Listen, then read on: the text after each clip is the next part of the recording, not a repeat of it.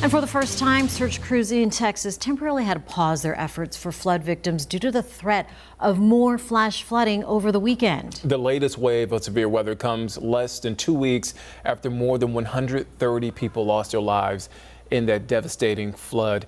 Well, Morgan Chesky has the latest.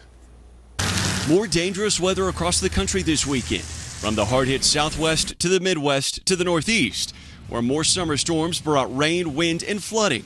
Streets overwhelmed in New York State.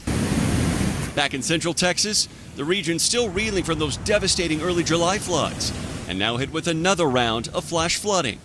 In Lampasas County, this river reaching over 33 feet in a matter of hours. It all comes just over a week after the deadly flood in Kerr County that resulted in more than 130 deaths statewide. Now more questions are being raised about whether local officials could have done more to warn those in the flood zone.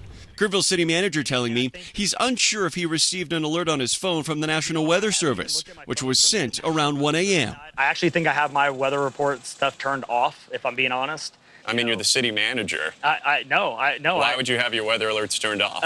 Because one, with my family, with first responders, and again, I'm in it every single day. My phone stays on 24 hours, 7 days a week. We're in constant communication with emergency responders. Saying he has dedicated teams in place to handle weather updates. So whether my stuff is on or not is really a moot point because we have teams of experts that can navigate these. City leaders say they have yet to review their response. Meanwhile, DHS Secretary Kristi Noem discussing the federal government's response on Meet the Press and the future of FEMA. President Trump has criticized the disaster response agency and floated getting rid of it. I think he wants it to be remade so that it's an agency that is new in how it deploys and supports states.